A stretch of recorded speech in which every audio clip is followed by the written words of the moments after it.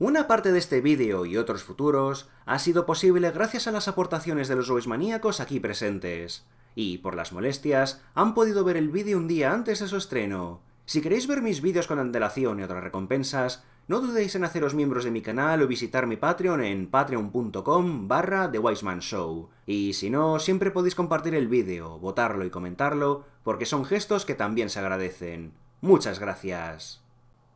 Teniendo en cuenta el tema del vídeo, vamos a empezar con un cliché.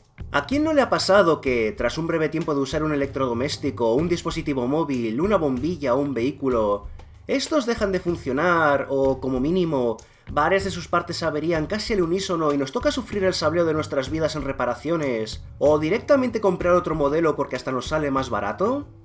A estas alturas de la vida, todos, o casi todos, sabemos que estos son los efectos de la llamada obsolescencia programada, un concepto que, por terrible que sea, al igual que pasa con absolutamente todas las prácticas más abominables del capitalismo, al final lo normalizamos y lo tenemos como una inevitabilidad tan natural que ya ni nos dignamos a pensar en ella.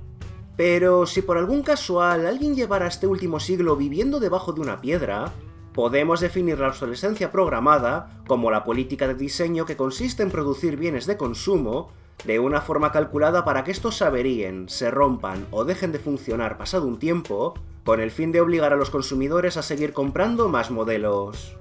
Aún así, pese a que todos contemos con una noción de lo que es la obsolescencia programada y hasta podamos extraer una definición somera, en la realidad se trata de uno de los motores ocultos de la sociedad capitalista de consumismo irresponsable y abusos a la ciudadanía. Estamos hablando de mucho más que el que simplemente se nos rompan solo los cacharritos que usamos en nuestro día a día, sino de un subsistema complejo con una historia que hay detrás que, de llegar a comprenderlo, ya os aseguro que podremos ver con otros ojos todas las cositas que andábamos tomando como lo más normal del mundo. No, si entre el vídeo del ecofascismo, lo de los deponia entre medias porque transcurren en un planeta reconvertido en un vertedero, y al final sí va a tener razón la gente cuando dice que el mío es una basura de canal. La obsolescencia programada comienza en los años 20 del siglo pasado en la forma de, cómo no, una conspiración. Pese a su complicada historia debido a sus múltiples primeros inventores a finales del siglo XIX, la bombilla, principalmente aquella comercializada por Edison, se convirtió en uno de los inventos que marcaron el paso del progreso tecnológico del siglo XX. Estas bombillas, creadas por múltiples fabricantes, destacaban porque sus filamentos contaban con calidades varias y estaban diseñadas para durar.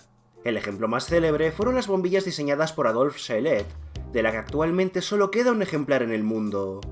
Ubicada en un parque de bomberos en Livermore, California, lleva iluminando de forma continuada desde 1901 y se la conoce como la bombilla centenaria, pues no solo cumplió el siglo en 2001, sino que actualmente ya tiene más de 120 años, y lleva encendida de forma casi continuada más de 1 millón de horas. Dicha bombilla es mucho más que una curiosidad, sino una atracción turística y tal orgullo para la ciudad, que en su centenario se celebra un festival y se le cantó el cumpleaños feliz. Es toda una celebridad, y no es para menos, puesto que esta era la filosofía de diseños de muchos inventos de finales del siglo XIX y principios del XX. Cosas útiles diseñadas para durar. Y una bombilla que ha sobrevivido 2 guerras mundiales, ha pasado por 22 presidentes estadounidenses y ha seguido trabajando durante la pandemia de COVID, es el cénit de dicha filosofía. Sin embargo, desde el lado corporativo, dichas filosofías utilitarias no hacían mucha gracia. Y fue en los años 20 cuando los directivos de las mayores compañías de fabricación de bombillas se reunieron en Alemania para crear el primer cártel de la historia. Los cárteles, que son una palabreja que nos suena a todos por las pelis y series de narcos y no tan pelis y series, son, en economía, acuerdos entre varios miembros de un mismo sector ideados con el fin de reducir o eliminar la competencia y así obtener un control absoluto sobre el mercado de una forma similar al monopolio. Como ejemplos tenemos precisamente casos como la Organización de Países Exportadores de Petróleo, u OPEP, los cárteles de drogas del mundo real, o el asunto que vamos a tratar a continuación. El caso es que los principales fabricantes de bombillas se reunieron bajo el nombre del cartel Phoebus, para tomar medidas contra las bombillas longevas y unificar la vida de uso de las suyas con una serie de limitaciones artificiales. Con este control de la producción, que incluía el uso de materiales débiles para los filamentos de las bombillas, o componentes cuya defectuosidad podía calcularse, el cártel Phoebus deseaba obligar a los consumidores a seguir comprando bombillas de forma continuada. Como contexto, y fuera de la bombilla centenaria, muchas bombillas estaban diseñadas para durar una media de 2500 horas, mientras que otras más populares, como la de Edison, duraban 1500, y era un orgullo para los fabricantes dicha longevidad. Sin embargo, Phoebus estableció que la duración media a partir de su reunión debía ser de unas 1000 horas.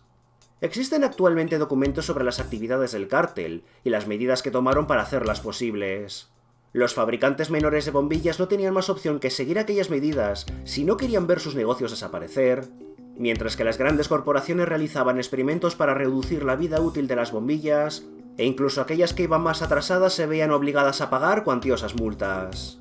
Y así, en los años 40, el cártel había logrado su objetivo al mismo tiempo que manipulaba al público mediante la propaganda, con el fin de convencerlo de que la vida útil óptima de las bombillas era de 1000 horas, poniendo toda clase de excusas al respecto de sus filamentos para que la población se olvidara de aquellas que duraban más sin problema alguno. Y si bien las actividades del cártel quedaron al descubierto y el gobierno de los Estados Unidos demandó a General Electric y a sus socios, prohibiéndoles la limitación artificial de sus bombillas, dicha sentencia jamás se llevó a la práctica. Es una cruel ironía que la bombilla, que desde sus inicios siempre ha sido el símbolo de la brillantez y el ingenio, fuera al mismo tiempo la promotora de la muerte prematura de los objetos. La idea corporativa tras el cártel Phoebus no dejaba de ser que el mercado capitalista se nutre a base del consumo, pero el consumo no necesariamente tiene que ver con cubrir las necesidades de los compradores. Por tanto, la mejor práctica bajo el capitalismo es toda aquella que obliga a los consumidores a seguir comprando, da igual si no lo necesitan o si se les fuerza a hacerlo mediante productos de pésima calidad.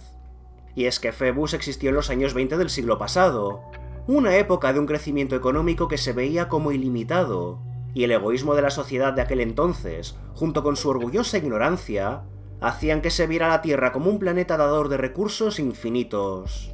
Una idea que se vio comprometida cuando a finales de aquella década ocurrió el crack bursátil del 29, y la subsecuente crisis económica que sacudió el mundo entero. Pero, en lugar de buscarse alternativas, la solución en los Estados Unidos ante los problemas del capitalismo fue aún más capitalismo. Durante su mandato, el presidente Roosevelt llevó a cabo las políticas de recuperación conocidas como New Deal para insuflar vida en la economía a través de faraónicos proyectos de construcción, una reestructuración de la industria y puesta en marcha de toda clase de proyectos que promovieran el fácil acceso a la vivienda y el trabajo para los desempleados. Básicamente, la idea era reactivar la economía forzándola a seguir funcionando.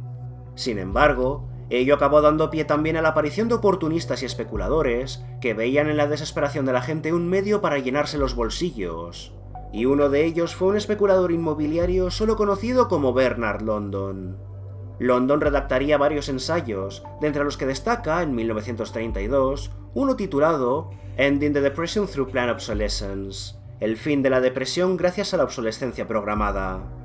En él, y basándose además en las teorías malthusianas, porque por supuesto el asno odia pobres iba a ser la inspiración para gente como esta, London no solo acuña el término de la obsolescencia programada, sino que expone su funcionamiento.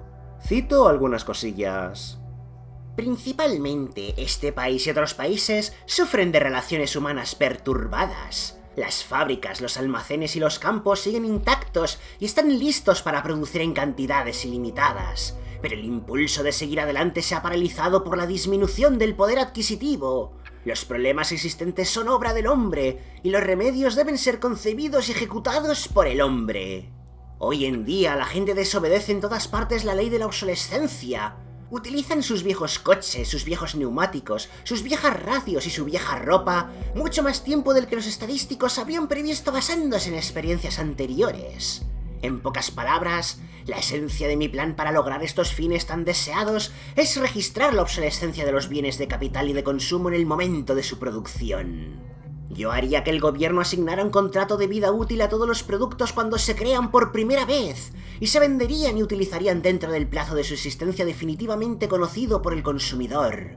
Y una vez transcurrido el tiempo asignado, estas cosas estarían legalmente muertas y serían controladas por la agencia gubernamental debidamente designada y destruidas si hay desempleo generalizado. Nuevos productos saldrían constantemente de las fábricas y los mercados para ocupar el lugar de los obsoletos, y las ruedas de la industria se mantendrían en marcha y el empleo regularizado y asegurado para las masas. Sostengo que los impuestos deben aplicarse a las personas que retrasan el progreso e impiden el normal funcionamiento de las empresas, y no como hasta ahora, pues estas cooperan y promueven el progreso. Por tanto, propongo que cuando una persona siga poseyendo y utilizando ropa, automóviles y edificios viejos, después de que hayan pasado su fecha de obsolescencia determinada en el momento en el que fueron creados, se le apliquen impuestos por ese uso continuado de lo que está legalmente muerto. La tesis de London se basa fundamentalmente en la falacia del crecimiento ilimitado dentro de un planeta finito, de modo que su idea era que las clases más desfavorecidas, aquellos que habían perdido sus empleos y sus hogares por culpa de la crisis, no estaban más que echándole un pulsito egoísta al gobierno y a las clases altas económicas, así como que estaban utilizando la crisis como excusa para no trabajar. De modo que su solución pasaba por penalizar y castigar a las familias, a las personas que subsistían como podían, reparando en seres viejos para que duraran lo máximo posible, para forzarlos a gastar el poco dinero que tenían en productos de mala calidad que no pudieran repararse o durar, a sabiendas de que ello les obligaría a seguir empobreciéndose porque, en definitiva, la cura de los problemas económicos del país solo podía pasar exprimiendo aún más a los pobres. Claro, no es que la pobreza de la depresión del 29 fuera fruto del estallido de una burbuja inflada por los grandes capitales y bancos demasiado grandes como para caer, en base al valor del oro, al mismo tiempo de otra burbuja consumista de los felices años 20 que ahora cubriremos, sino que la crisis no era más que un sabotaje de las clases bajas, y, por tanto, el gobierno y las clases altas tenían el derecho y hasta el deber de responder con toda la explotación necesaria a cambio. Es muy revelador que en el rebuzno de London jamás haya una mención a los ricos, que ninguna medida arancelaria o de impuestos esté dirigida a las clases altas, y que, en su lugar, denunciara los impuestos a las grandes fortunas y a las corporaciones. De modo que todo lo que decía estaba destinado a idear formas de castigar y freír a impuestos únicamente a las clases trabajadoras. Y casual, o no tan casualmente, medidas como el segundo New Deal de Roosevelt, que incluía en el paquete medidas para el repartimiento de la riqueza, el apoyo social de las clases desfavorecidas y más impuestos para los ricos, fuera altamente impopular y hasta tildado de izquierdista, aun si no suponía amenaza alguna para los ricos estadounidenses. También es cierto que tampoco podemos olvidar el contexto de estas palabras, y no me refiero exclusivamente a la depresión del 29, sino al ambiente social que llevaba respirándose a lo largo de toda aquella época. Recordemos que fue a principios de siglo cuando se empezaron a poner en práctica las teorías del ingeniero social Edward Bernays, al que ya dediqué un vídeo hace unos cuantos años al principio de mi canal. Para quien no lo conozca aún, Edward Louis Bernays, quien fuera sobrino del psicoanalista y sectario Sigmund Freud, fue un ingeniero social al que podemos considerar tanto el padre de la propaganda como el padre de la sociedad de consumo. Adaptando las teorías de Freud y la teoría de la propaganda, Bernays dedicó su vida a diseñar campañas de manipulación social al mejor postor con fines publicitarios, hasta haber inyectado en el subconsciente colectivo la idea de que la felicidad en el mundo capitalista solo puede conseguirse a través del consumismo. Entre varias obras suyas, tenemos la creación de la figura del tío Sam como la mascota del reclutamiento en Estados Unidos, la normalización de que las mujeres también pudieran fumar al convertir el tabaco en un icono del feminismo, la proliferación del uso de los relojes de muñeca en todo el mundo cuando estos hasta la fecha eran una herramienta militar, o hasta la formalización del famoso desayuno continental de meternos una granja entera por el gaznate nada más despertarnos, entre otras muchas cosas.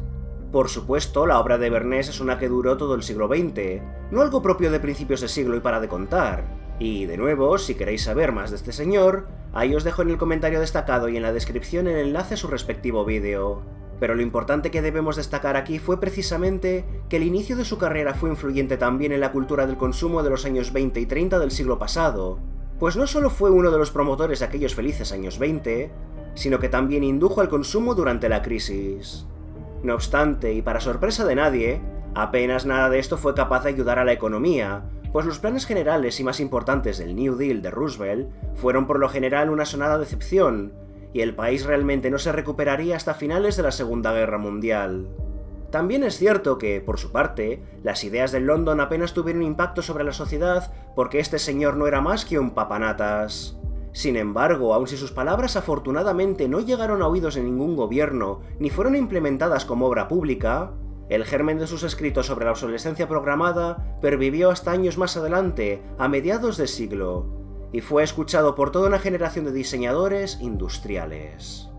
Entra el diseñador industrial Brooke Stevens, otro oportunista más en esta creciente piara. El cuerpo de trabajo de Stevens es fácilmente uno de los más importantes e influyentes del siglo pasado. Suyos son los diseños de algunos de los coches más icónicos de la época, así como barcos y sus motores, algunos electrodomésticos, o, mejor aún, el diseño de las Harley Davidson. Sin embargo, no contento con su éxito, Stevens se enamoró del término obsolescencia programada de London, y usó sus medios de influencia para popularizarlo a través de la noción de forzar un decrecimiento artificial de la durabilidad de los bienes de consumo, de modo que las nuevas tendencias hagan que los modelos viejos parezcan anticuados, aumente la velocidad de su obsolescencia y se simule la necesidad en los consumidores de que deben comprar los modelos nuevos. Brooks se puso manos a la obra, y en 1954 popularizó aquella dinámica ante sus compañeros con la siguiente descripción: implantar en el comprador el deseo de tener algo un poco más nuevo, un poco mejor y un poco más rápido de lo necesario. ¿Os dais cuenta de que todas las ideas y filosofías del capitalismo siempre provienen de boca de auténticos oportunistas, estafadores o gentuza en general? El Malthus ideando genocidios contra los pobres, la Ayn Rand con su neoliberalismo, el Edward Bernays utilizando técnicas de manipulación psicológica y mediática para forzar a la gente al consumismo, la conspiración esta de las bombillas, el Bernard Londoneste siendo un especulador inmobiliario el que les citaba castigar económicamente a los pobres, y ahora el Brooke Stevens siendo otro oportunista que, aun cuando ya ganaba dinero a expuertas siendo uno de los diseñadores industriales más icónicos de la historia, quería que la gente se viera forzada a comprar más cosas mediante la obsolescencia programada para lucrarse él a costa de los demás. Y qué casualidad también que ninguna de estas ideas y filosofías surgidas del capitalismo para el capitalismo jamás tienen el bien común o la mejora de la sociedad en mente, sino que son siempre modos de instrumentalizar a la población, de robar derechos a la ciudadanía y de perpetuar en el tiempo la explotación de las clases obreras a favor del beneficio egoísta de las élites económicas.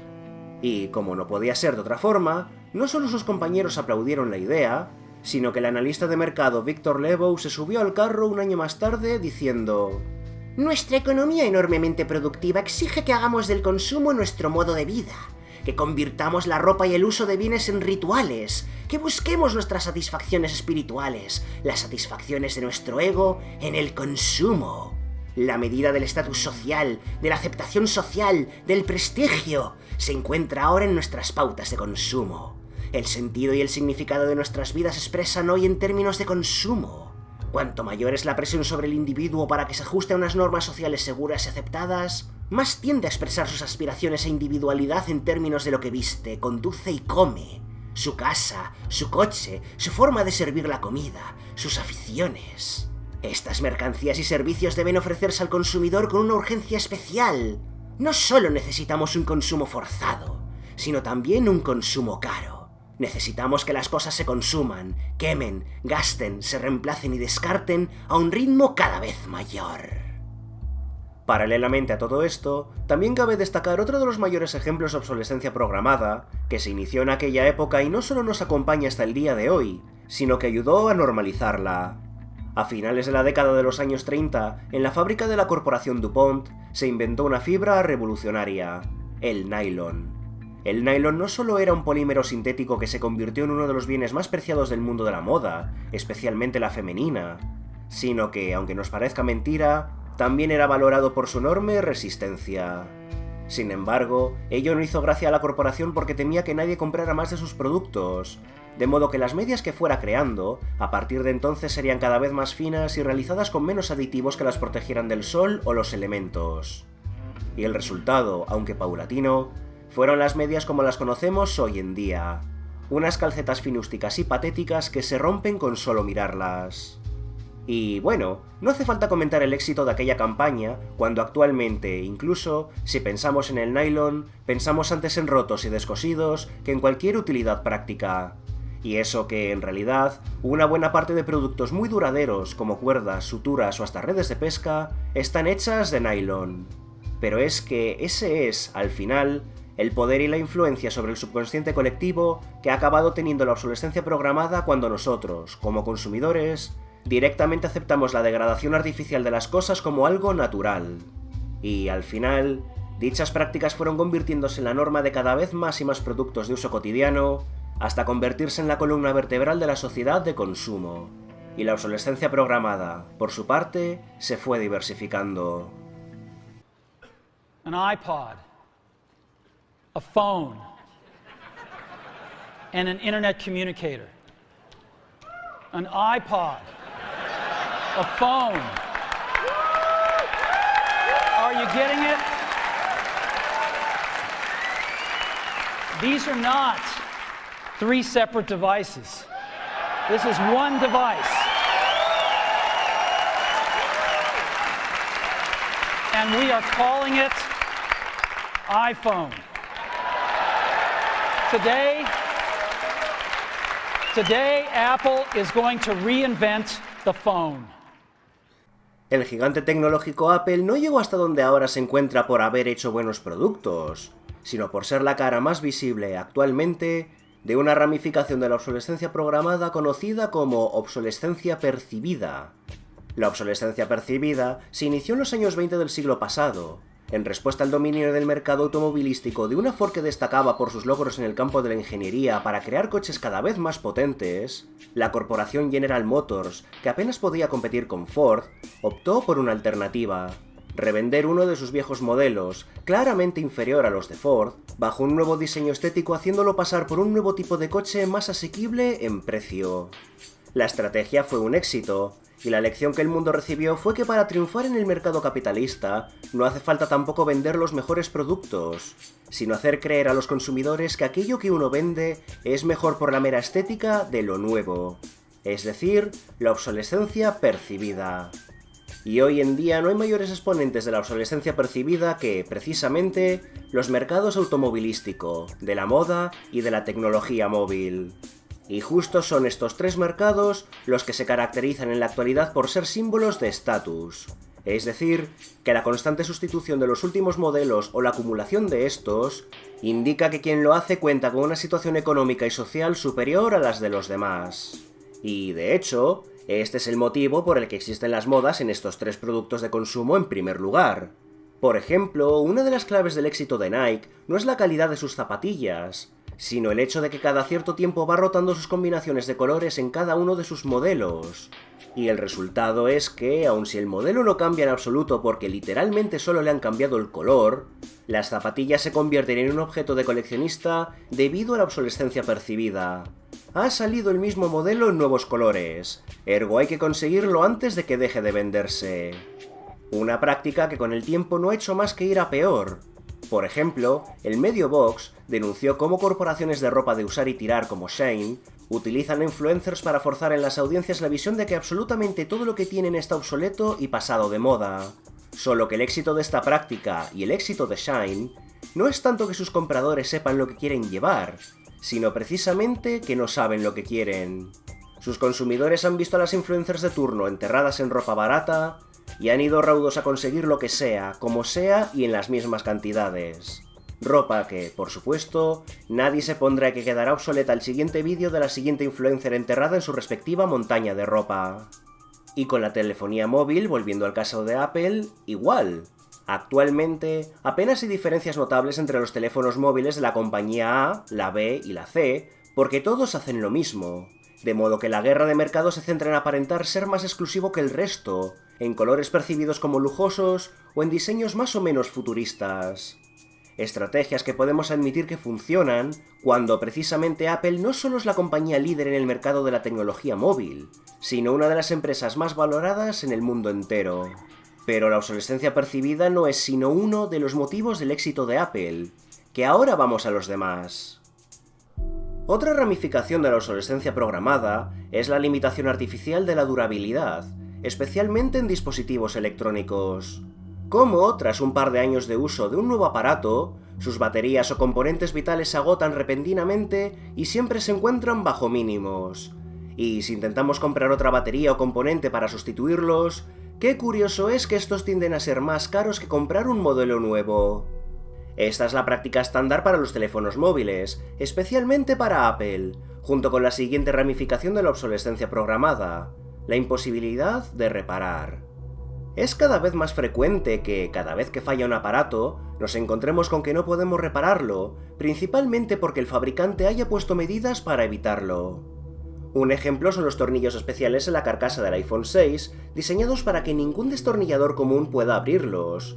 así como que no hay forma de reparar tampoco un producto de Apple en un taller general, sino que única y exclusivamente en lugares autorizados por la corporación, empezando por sus tiendas.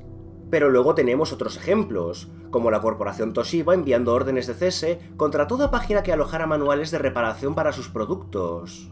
Y el motivo principal no deja de ser algo tan evidente como implantar la idea en la gente de que las cosas ya no se pueden arreglar, que no sirve de nada aprender o esforzarse, ya sea porque el proceso es demasiado complicado o por las propias cortapisas industriales, de modo que no queda más remedio que rendirnos y o pagar una suma inconmensurable por reparar, o gastarnos la pasta en otro modelo. A lo que se suma el hecho de que, como es evidente, todas estas averías siempre suceden una vez expira el plazo de las garantías. Garantías que, evidentemente, están diseñadas para que el comprador se gaste el dinero tontamente pensando que estará protegido frente a estas durante 1 o 2 años, cuando es a partir del tercero cuando la garantía ya no es aplicable, cuando comienzan a fallar los aparatos. Once in my life, I'd like to own something outright before it's broken. I'm always in a race with the junkyard. Just finished paying for the car and it's on its last legs. The refrigerator consumes belts like a crazy maniac. They time those things. They time them, so when you finally paid for them, they're used up. Y el resultado, por ejemplo en el caso de Apple, es que los usuarios cambian de teléfono móvil una vez por año o una vez cada 2 años. Algo que habría sido impensable en otras épocas en las que los electrodomésticos estaban diseñados para durar. Y aún existen multitud de aparatos viejunos que, pese a tener más años que Matusalén, siguen funcionando como el primer día. Leche, es que tal es la resistencia de los electrodomésticos diseñados para durar que, mismamente en el 2024 en el que este vídeo está publicado, mis propios abuelos tienen una tostadora de la era de la Alemania dividida y esta sigue funcionando como el primer día. Sí, no es la cosa más bonita del mundo, está guarreada al máximo y el plástico está amarillento. Pero vamos, que ¿desde cuándo la estética es lo que importa de un electrodoméstico cuando la sola existencia de este ejemplar denota que mis abuelos no han tenido que comprar una tostadora nueva en sus vidas? Y es que, a no ser que la tostadora esta sufra una caída gorda o se rompa, está claro que el aparato lo sobrevivirá a los dos. Junto a esto, también tenemos tanto la obsolescencia sistémica como la degradación programada del software. La sistémica consiste en la limitación artificial del hardware o el uso de versiones específicas de un tipo de hardware, como cables o conectores, que funcionen con un dispositivo concreto. En ocasiones se debe a una obsolescencia más natural, como cuando toda una generación de conectores acabó adoptando los puertos USB como norma, pero en otras es directamente ridículo. Por ejemplo, mi teléfono actual en los días en los que he publicado este vídeo es un Blackview y, aun si usa un puerto micro USB para su cargador y como conector, resulta que tiene unas medidas especiales que son exclusivas para el Blackview, de modo que no solo el resto de los cables micro USB son incompatibles con su puerto y si se rompiera el cable tendría que comprar repuestos a la empresa, sino que estos conectores tampoco funcionan con otros puertos micro USB. Valiente soplaboyez. Y por su parte, la degradación programada consiste en inutilizar un producto adrede cortando sus servicios por motivos arbitrarios, con el fin de forzar a los consumidores no a seguir actualizando el producto, sino directamente a comprar otro. Uno de los mayores ejemplos es el que ocurre en el mundo de las impresoras, las cuales, tras un número determinado de usos, dejan de funcionar alegando un fallo u otro en los componentes, cuando en realidad es mentira y la avería es una excusa para que el comprador deje de usarla. Casos como estos fueron tan sonados que múltiples fabricantes de impresoras, en especial HP, Samsung y Canon, acabaron siendo llevados a juicio por estafa. Aunque si hay un ámbito en el que destaca este tipo de degradación, eso es el del software, en la forma de aplicaciones que se quedan sin servicio arbitrariamente para denegar el acceso a los usuarios, con el fin de que estos se deban descargar otros programas. Versiones que, por lo general, son producto de la llamada ensitification o mierdificación de la tecnología, es decir, crear productos tecnológicos inferiores o circunstancias que dificulten el acceso a la tecnología o su uso, con el fin de obligar a pasar por caja a los usuarios o forzarles a consumir publicidad. Y en el caso de estos softwares y aplicaciones, dicha mierdificación suele ocurrir en la forma de alternativas con posibilidades que antes venían incluidas gratis y ahora se encuentran bloqueadas tras una barrera de pago, cambios arbitrarios que dificultan su uso, o efectos secundarios negativos derivados de una nula retrocompatibilidad entre hardware y software. En el mundo de los videojuegos, esta práctica también se ha convertido en la norma, Y no solo cuando se corta arbitrariamente un servicio de un juego online dejándolo inoperativo, pasando además por la burbuja de los juegos como servicio, de petar el mercado de juegos con sistemas de pago internos y transacciones para luego tirar del cable porque no los juega casi nadie, sino que también tenemos casos como el de un Overwatch 2, que se tragó el primero prometiendo toda clase de mejoras y novedades, solo para acabar siendo una versión inferior al original, o cuando las características de ciertos juegos vienen cortadas en sus secuelas para revenderlas como DLC, porque se diseña dicha secuela en los huesos para obligar a comprar esos DLCs. Y por último tenemos la obsolescencia legal, un tipo especial de obsolescencia programada, por la cual algo puede quedarse obsoleto debido a una legislación diseñada para provocar el cese de la utilización de un producto. Este es el caso, por ejemplo, de la creación en varios núcleos urbanos de las zonas de bajas emisiones para desincentivar el uso de determinados tipos de vehículos, con el fin de que los usuarios se muevan por transporte público o compren coches eléctricos o híbridos. Y el resultado, ya no solo de esta historia de corrupción, colusión y traición contra los consumidores, sino de una libertad prácticamente total a la hora de estafar a la ciudadanía es, en primer lugar, tanto una cantidad impensable de recursos tirados literalmente a la basura, como el colosal daño medioambiental que hemos permitido que se provocara. Después de la comida, que es algo que ya cubrimos no una, sino un par de ocasiones en este canal, los dos siguientes tipos de desecho más frecuentes son, por un lado, el textil y, por el otro, el tecnológico. Se estima que cada año se arrojan a los vertederos más de 92 millones de toneladas de prendas, mientras que en 2022 se desecharon más de 5.000 millones de productos tecnológicos. Una cifra que no ha hecho más que crecer precisamente por culpa de una obsolescencia programada que nos anima a, por ejemplo, cambiar de teléfono móvil cada 2 años ya solo porque el colorcito de la carcasa de lo que hay ahora en la tienda es nuevo. A esto huelga añadir, a modo de contexto, que productos como los móviles no surgen de la nada, ni tienen un impacto nulo en el medio ambiente. Por ejemplo, la extracción de los componentes clave de un smartphone se realiza en minas al aire libre que destrozan el paraje natural. Y el litio de las baterías no solo requiere un procesado químico muy contaminante que es capaz de filtrarse en los ríos y envenenarlos, sino que también se requieren toneladas de agua que, en el caso de los productos de Apple, se extrae de países al borde de la sequía. Unos productos de usar y tirar que luego se exportan a países en vías de desarrollo como Ghana, que se han convertido en los cubos de basura del primer mundo.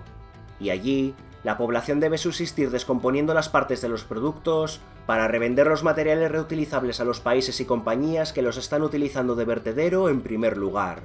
Una situación que no solo es una tragedia medioambiental o un peligro muy serio para la salud de las personas que ahí viven, sino que ¿podéis haceros a la idea de vivir en un país al que otros más desarrollados solo ven como un cubo de basura? Y todo por unos productos que, efectivamente, a causa de la obsolescencia programada, en el mayor de los casos siguen siendo reutilizables pasada una breve reparación.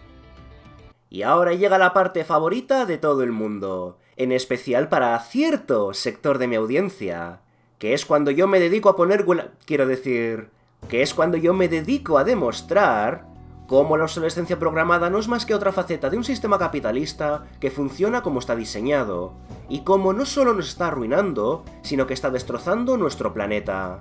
Esto además no es algo que diga yo, sino que expertos como el economista, sociólogo y escritor Vance Packard ya llevaban advirtiendo desde los años 50 que la obsolescencia programada estaba haciendo más mal que bien a la sociedad.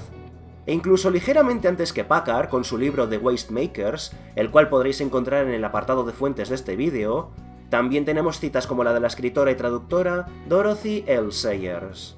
Una sociedad en la que el consumo debe estimularse de forma artificial para que continúe la producción es una sociedad cimentada sobre la basura y los desechos. Tal sociedad no es más que una casa construida sobre arena. Sin embargo, ¿a que parece mentira teniendo en cuenta todas las presiones que sufrimos a nuestro alrededor para que sigamos consumiendo y pagando por productos defectuosos de fábrica? Hola, buenas, soy el Wiseman que edita. Pues haciendo pruebas para publicar el vídeo, resulta que del siguiente clip no puedo mostrar el audio, que es lo que interesa, por la música de fondo. Gracias, YouTube. Así que básicamente voy a imitar el tono de la narradora. Pero bueno, que quien tenga interés en el original puede encontrarlo en el apartado de fuentes de este vídeo. ¿Cómo aumentar el volumen de ventas de tus productos? Es muy sencillo. Diséñalos de tal manera que los consumidores tengan que comprarlos una y otra vez. Hay varias técnicas, como la obsolescencia psicológica. Fabrica expectación en torno a la última versión de tu modelo. Así, a través de la publicidad y el diseño, la gente se avergonzará de tener una versión anticuada del producto. Otra técnica es la obsolescencia programada. Asegúrate de que una pieza se rompa tras una serie de usos. Sigue el ingenioso ejemplo del fabricante de pantallas planas. Coloca el condensador muy cerca de una fuente de calor, de modo que se desgasta más rápidamente. Un diseño que evita que se encuentre el condensador correcto como pieza individual. O mejor, solda el condensador a la placa base para que sea imposible de reparar. Gracias a estas técnicas todo el mundo gana. Ganas tú haciendo que la economía florezca, generas empleo y encima el consumidor es feliz por tener el último producto. Es imposible que nadie vea de qué trata la obsolescencia programada y no se dé cuenta de que es una estafa increíblemente maliciosa. El problema es que lo vemos, lo sabemos y no hacemos nada al respecto. Lo tenemos tan normalizado todo que incluso en las propias escuelas de diseño industrial ya se enseña como materia la obsolescencia programada. Y no es coña, puesto que si bien antes existían dos escuelas, con una abogando por realizar los mejores productos posibles, al final la que ganó fue la escuela capitalista de vender productos defectuosos o de corta duración adrede. Y no es difícil señalar el defecto de este tren de pensamiento. Desde que en 1932 el especulador y corrupto Bernard London rebuznara con que se habría que multar a la gente por arreglar cosas, ya vemos en dónde se encuentra la falacia, en que es imposible obtener un crecimiento ilimitado en un mundo finito. El pensar que la creación de desperdicios es una especie de calco del mundo natural cuando realmente no es así, puesto que la naturaleza no genera desperdicios, sino que absolutamente todos son nutrientes. Desde las heces de los animales, a las hojas que caen de los árboles, pasando incluso por los cadáveres, todos fertilizan el suelo y sirven de alimento a los descomponedores. Pero la chatarra de un vertedero o los plásticos que ya no se pueden reutilizar son basura que no beneficia a nadie. Eso sí es un desecho. Y el resultado es tanto la catástrofe medioambiental que llevamos décadas provocando entre las montañas de basura que producimos por un lado, y los gases de efecto invernadero de una industria que por la obsolescencia programada debe permanecer en funcionamiento día y noche para no perder comba del ritmo de demandas del mercado por el otro. Celui qui croit qu'une croissance infinie est compatible avec une planète finie est soit un fou, soit un économiste. Le drame, c'est qu'au fond, nous sommes tous des économistes maintenant. On peut dire qu'avec la société de croissance, on est embarqué dans un bolide qui désormais manifestement n'a plus de pilote, qui va à toute allure et dont on peut prévoir le destin qui est soit de se fracasser contre un mur, soit de sombrer dans un précipice. ¿Qué soluciones hay? Pues por haber, hay muchas. El problema es adquirir el nivel de voluntad necesario para alcanzarlas, en un mundo que, desde que nacemos, nos bombardea con que lo nuevo es bueno solo por ser nuevo, que lo viejo se ha de rechazar y que, antes que reparar, es más barato comprar reemplazos. La primera gran solución, y la que requiere de un nivel mayor de determinación, es el rechazo de este sistema capitalista tan disfuncional para sustituirlo por otro, en donde la dignidad y las necesidades humanas sean su punto focal en vez del beneficio económico a toda costa. Algo que, como resultado, desacelere definitivamente la industria para que tengamos lo que necesitamos sin estos excesos autoindulgentes que nos hacen más mal que bien. Pero como esto es lo que escuece a tanta gente, aun si llevan estando de acuerdo conmigo todo el vídeo, porque, en fin, ese choque ideológico solo denota la cantidad de gusanos cerebrales que tiene esta gente, fruto de una vida de haber comido a manos llenas tanta propaganda, otra alternativa similar es la de exigir una desaceleración realista. Y la desaceleración no implica quedarnos sin industria o dejar sin trabajo todo Cristo, como alguien irá a pensar, sino que se consuma y se cree en la medida de lo necesario en la forma de crear, de nuevo, productos duraderos. Y esta no es una contradicción, por increíble que parezca. Esto no solo sucedió a principios de siglo con los casos de las bombillas longevas originales, con el mayor ejemplo siendo la bombilla centenaria o las medias de nylon superresistentes, sino que se siguió dando a lo largo del siglo pasado.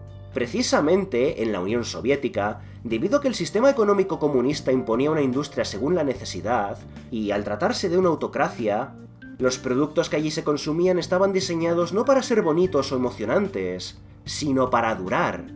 Mismamente, fue en Alemania Oriental, por ejemplo, en donde se fabricaban bombillas diseñadas para durar 25 años. Y es curioso porque, según el documental Comprar, Tirar, Comprar, la historia secreta de la obsolescencia programada, que es una de las fuentes principales de este vídeo y que también podéis ver en el apartado de las fuentes, cuando los fabricantes de bombillas occidentales mostraron preocupación por si los orientales se quedarían sin empleo, los segundos demostraron que, efectivamente, no. ¿Por qué? Porque siempre hay necesidad de bombillas, de la misma forma que siempre hay necesidad de electrodomésticos. Que la desaceleración industrial no es el fin de la industria ni de lejos. Pero, tras la caída del muro de Berlín, lo primero en ser boicoteado para que desapareciera cuanto antes fueron, precisamente, las bombillas de 25 años, de las cuales solo se conservan unos pocos ejemplares como piezas museísticas. Y es precisamente este ahorro máximo de recursos con lo que nos tenemos que quedar en primer lugar. Cambiar la mentalidad de que necesitamos consumir constantemente para estar a la última, o simplemente consumir más porque nos lo podemos permitir y que le den a reparar cosas. Y cuando me refiero al cambio de mentalidad, no es simplemente acostumbrarnos a reparar, sino a dos conceptos. El primero, el ser conscientes y actuar en consecuencia en torno a que la felicidad es un estado subjetivo del ser humano y que no se encuentra en el consumo. Algo que comienza con nosotros dándonos cuenta de que la concepción como símbolos de estatus de la ropa, los coches y los teléfonos móviles solo sirve para forzarnos a consumir no porque necesitemos algo, sino precisamente por lo contrario. ¿Es útil tener un coche, un teléfono móvil y estar vestido? Sí, pero cambiar de móvil cada 2 años solo porque la nueva carcasa tiene un color más pijo, o renovar armario cada pocos meses porque te da envidia que los influencers petardos de turno se graben enterrados en ropa, es una mentalidad que reduce nuestra felicidad al consumo. Y, como ya he dicho, debido a que esta es un estado del ser, es por ello por lo que nos sentimos tan vacíos después de consumir como posesos, cosas que no solo no necesitábamos, sino que no utilizaremos nunca. ¿De dónde creéis si no que salen sensaciones como el llamado remordimiento del comprador? Y el segundo concepto de este cambio de mentalidad es que, obviamente, debemos hacer una serie de sacrificios en términos de nuestras gulas y perezas si deseamos realizar un cambio efectivo. Y hablo de sacrificios porque lo que hay que remodelar no es solo la industria, sino tanto el sistema económico entero como nuestros valores y nuestra cultura. La décroissance, c'est un slogan provocateur qui a pour fonction de rompre avec le discours un peu euphorisant de la croissance possible, infinie, soutenable, et donc pour marquer la nécessité de changer de logique. L'essentiel du programme, en quelque sorte de la décroissance, tient en un mot réduire.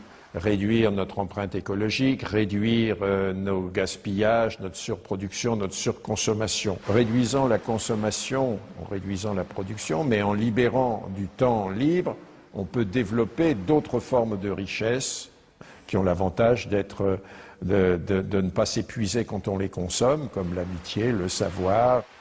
De hecho, los propios críticos actuales de la obsolescencia programada y que defienden el decrecimiento alegan que dicho decrecimiento no nos devolverá la edad de piedra, sino que cualquier retroceso sería entre mediados y finales del siglo pasado en el sentido de consumo, pero obviamente conservando la tecnología, la industria, los derechos y las formas de pensar del presente. En definitiva, que el mayor cambio sería un ritmo industrial que realmente no nos atañe ni nos afecta a las personas de la calle ni a los trabajadores.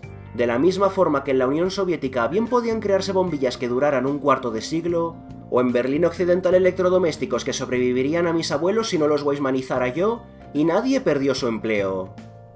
Société de décroissance réalise la vision de Gandhi qui disait le monde est assez grand pour satisfaire les besoins de tous, mais il sera toujours trop petit pour satisfaire l'avidité de quelques-uns. Existen actualmente también nuevas escuelas de diseño industrial que luchan contra el modelo capitalista y que perfectamente podemos apoyar. Por ejemplo, tenemos el modelo Cradle to Cradle, en español de la cuna a la cuna, que busca imitar los modelos de la naturaleza. Ello consiste en que, como ya vimos antes, en el mundo natural no se desperdicia absolutamente nada porque todos son nutrientes. de modo que la industria y la tecnología pueden seguir creando nuevos productos que tengan un coste medioambiental lo más nulo posible mediante materiales reutilizables o alternativas a sustancias químicas nocivas. En definitiva, rediseñar la industria entera para generar no desperdicios, sino nutrientes que se puedan reutilizar. Luego tenemos casos que, encima, son compatibles con el de la desaceleración y el modelo de imitación de la naturaleza, como el de la llamada Graceful Degradation o degradación elegante. Un tipo de diseño consistente en que un ordenador, una máquina, un sistema electrónico o cualquier otro tipo de aparato mantenga una funcionalidad limitada incluso cuando una gran parte de ellos haya sido destruida o se quede inoperativa, todo con el fin de evitar un fallo catastrófico en caso de avería. Esto por lo general se da en el ámbito informático, pero ya existen también aplicaciones en nuestra vida diaria. Un ejemplo es el de la linterna de la firma Muji, una linterna LED con espacio para 2 pilas AA y 2 pilas AAA que, dependiendo del número de pilas que haya o la combinación de estas, iluminará más o menos, pero siempre se mantendrá funcional en vez de apagarse del todo como las linternas generales. Y bajando al peldaño social, actualmente ya existen movimientos como el de la largascencia de la ONG Amigos del Planeta, cuyo objetivo es el de alargar la duración de cualquier objeto de consumo para evitar la sobreexplotación de materias primas y recursos naturales junto con la producción de nuevos residuos. Y consiste en una red de establecimientos de reparación de productos electrónicos comprometidos a la reparación y el alargamiento de la vida útil de estos hasta que ya no puedan dar más de sí, tras lo cual, en vez de tirarlo todo a la basura, separan los componentes que aún sean funcionales y que así formen parte de nuevos productos electrónicos, en vez de dejar que se pudran en un vertedero o tirarlos a países del tercer mundo como es la norma. Que un ordenador que viene aquí podría ir al vertedero, etcétera, se recupera, se actualiza y vuelve a entrar en el circuito del mercado, a entrar en esta nueva etapa, ¿no?, de la reutilización, en vez de andar gastándose unos dineros en equipos que valen 600, 700 euros, que los puede tener aquí por menos de 100 euros perfectamente. Que las instituciones se dedican a hablar de reciclar, reciclar, reciclar, reciclar, y no hablan de reutilizar. Asimismo, el movimiento de la largascencia también ofrece diferentes alternativas de consumo según las necesidades del público, como el alquiler, la compraventa de segunda mano o la reparación de toda clase de productos, y no solo electrónicos. Hablamos también de muebles, ropa, partes de vehículos y electrodomésticos. Y si bien el movimiento de la largascencia es algo que de momento solo ocurre en España, lo que sí existe por todo el mundo son los movimientos que defienden el derecho a reparar los objetos averiados que ya tenemos, en lugar de que se nos fuerce a comprar otro modelo. Este movimiento fue surgiendo globalmente en la forma de varias denuncias de consumidores ya desde principios de los 2000, para luchar contra la obsolescencia programada y las estafas que venían con ellas. Y una muy buena parte de ellas logró tener éxito, con uno de los casos más sonados siendo una demanda común de los usuarios del iPod contra Apple, debido a que la corporación no ofrecía reparación ni alternativas una vez se averiara la batería, sino que forzaba a los consumidores a comprar otros modelos. De modo que al final se obligó mediante los tribunales a Apple a compensar a los usuarios, además de permitir el cambio de baterías en sus productos. Una campaña que no hizo más que ganar fuerza hasta que, por ejemplo, en Estados Unidos, a lo largo de la segunda década de este siglo, se fueron introduciendo paulatinamente reformas legales para permitir a los usuarios reparar sus productos, al mismo tiempo que en 2023 se introdujo en la Unión Europea una propuesta de ley que reconociera el derecho a reparar. Y es que, por absurdo que nos parezca que tengamos que protestar por el derecho a reparar nuestras cosas, es que es así como está el percal. El sistema capitalista es uno diseñado para extraer forzosamente de las clases más bajas todo el dinero que puedan. Y ello en estos casos viene en la forma de los impedimentos que antes vimos, sobre tornillos con cabezales raros para evitar que la gente pueda reparar los iPhone desde casa, u órdenes de cese contra aquellos que se atrevan a compartir manuales de uso y reparación de productos. Y enlazando con esto, una cosa que podemos hacer nosotros mismos es, precisamente, aprender a reparar. Tenemos en internet bibliotecas sobre bibliotecas de manuales, guías y tutoriales que nos enseñan a alargar la vida de nuestros productos junto con los materiales que necesitamos. Por tanto, si podemos arreglar algo nuestro con nuestras propias manos, ¿por qué íbamos a requerir comprar otro producto? ¿Por qué pasar de primeras por el aro cuando nuestro telefonito acaba de averiarse justo un día después de que se le agotara la garantía? Es que es absurdo, ¿no? Porque si ya la compañía se lava las manos y no hay garantía que proteja el producto, lo mismo nos da abrirlo nosotros y descubrir qué le pasa que comprar otra versión. Total, el cacharro va a acabar tarde o temprano en el cubo de la basura. Al menos así nos aseguramos de que sea más de lo primero y menos de lo segundo. Y si se trata de que debemos consumir porque no nos queda otra, sabed que existen multitud de opciones mucho más asequibles en el mercado. Un ejemplo es el del llamado Fairphone, un modelo de teléfono móvil creado solo bajo demanda para evitar la sobreproducción, que se caracteriza por su fácil apertura y reparación para que sus usuarios puedan arreglarlos sin necesidad de tirarlos a la basura o llevarlos a lugares donde les cobren un pastizal por hacerlo. La idea del Fairphone, además, se basa en los conceptos del llamado teléfono modular, un tipo de smartphone por el cual su consumidor es el que lo diseña según sus intereses y gustos a través de módulos de quita y pon, como si fueran piezas de Lego, para que el teléfono tenga mayores o menores capacidades cada vez. Una idea que surge del concepto del prosumidor, según el cual son los consumidores los que al mismo tiempo producen lo que necesitan. Ahora bien, antes de que os emocionéis, ya os adelanto que el teléfono modular es un proyecto que fracasó. ¿Por qué fracasó? Pues por la respuesta más básica y esperable posible. Porque las grandes corporaciones lo boicotearon silenciando cualquier publicidad que pudiera tener, a la par de que aumentaron el hype por modelos nuevos de smartphone, aprovechando los impulsos consumistas de la masa del público. Y si bien algunas compañías como Samsung o Google probaron suerte, como nadie se dignó a reconocer este tipo de teléfonos, obviamente nadie los compró. Y teniendo en cuenta que las corporaciones que quisieron ser pioneras en el teléfono modular fueron las que fueron, que es que entre una de ellas os recuerdo que es la misma Google que controla nuestros resultados de búsqueda y publicidad, aún cabe la posibilidad de juego sucio. El poder invertir en una idea para que fracase adrede y que así, de cara a la opinión pública, la idea del teléfono que el prosumidor puede configurar y personalizar parezca hasta mala. En una palabra, capitalismo. Y pese al contexto, es ahora cuando el Fairphone está haciendo todo lo posible para ganar tracción, ahora que poco a poco estamos empezando a ser conscientes de que se nos están agotando los recursos del mundo. Y eso por no hablar de que, en relación con el Fairphone o el derecho a reparar, existen actualmente los llamados repair cafés, lugares en donde la gente se reúne para reparar en común electrodomésticos u otros aparatos mientras enseñan a otros el cómo se hace. Por último, ya yendo al individual, el cambio también debe venir en la forma de uno comportamental y de valores. En primer lugar, y esto ya me lo quito de encima cuanto antes, si alguien con esto siente la necesidad de expresar que qué malos somos los seres humanos, que solo sabemos consumir, destruir y contaminar, le sugiero que se vea un ensayo que hice más recientemente sobre el ecofascismo porque, a lo mejor, tiene unos cuantos gusanos cerebrales que le interesaría quitarse de encima antes de continuar. Esto lo digo porque, si bien la obsolescencia programada se inició como un problema fruto de la avaricia de unos pocos, entre comillas, humanos, la solución requiere el esfuerzo del resto de los seres verdaderamente humanos de este planeta.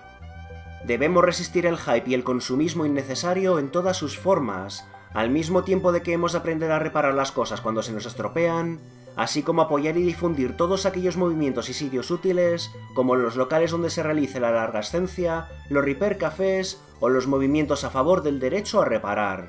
Porque la obsolescencia programada no es más que una estafa fundada en una mentira como la del crecimiento ilimitado, y cuanto antes seamos conscientes de ello y actuemos en consecuencia, en vez de simplemente aceptarlo, encogernos de hombros y rendirnos ante la presunta inevitabilidad, antes podremos actuar. Si deseamos movernos a una era de consumo responsable, debemos producir, pensar y actuar de formas completamente distintas como hasta ahora. Y lo que no podemos hacer, bajo ningún concepto, es que nos ganen el miedo ni una aceptación que no es más que autoindulgencia. Y si creéis que esto se os va a hacer cuesta arriba o que es imposible, que sepáis que, irónicamente, Bernard London tampoco creía al principio que su ideología de consumismo descerebrado y irresponsable fuera ampliamente aceptada al principio. Y cito: Por supuesto, la inauguración de este sistema de obsolescencia programada encontrará la oposición de muchos por ser nuevo, porque implica abandonar nuestras viejas nociones y ajustarnos a una nueva forma de pensar. Sin embargo, al contrario que con muchos cambios por el bien de las masas, este plan no supone grandes dificultades, luchas o penurias. No es necesario. Con una dosis razonable de sentido común, el plan debería funcionar gradualmente, sin grandes pérdidas para nadie. Si esto es lo que pensaba el enemigo con respecto a cambiar la sociedad para peor, ¿por qué no podemos pensar igual para cambiar la sociedad a mejor? puesto que aquí, al final, la gran diferencia no deja de ser exigir y consumir productos duraderos de mejor calidad, al mismo tiempo de que nos volvemos autosuficientes al aprender a reparar las cosas solitos o con ayuda de otros, y no depender tanto de corporaciones avariciosas. Imaginad qué mundo no tendríamos si no sintiéramos la necesidad de estar gastando dinero constantemente en las mismas cosas una y otra vez. Si no tuviéramos que mantener una carrera constante contra el vertedero para disfrutar nuestras cosas antes de que se estropeen a meros días del fin de su garantía.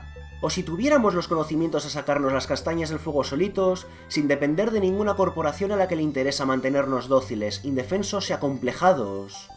Porque, al final, el imaginar un mundo mejor no solo es necesario para que crezcamos como sociedad, sino el primer paso hacia un mundo duradero y de mejor calidad.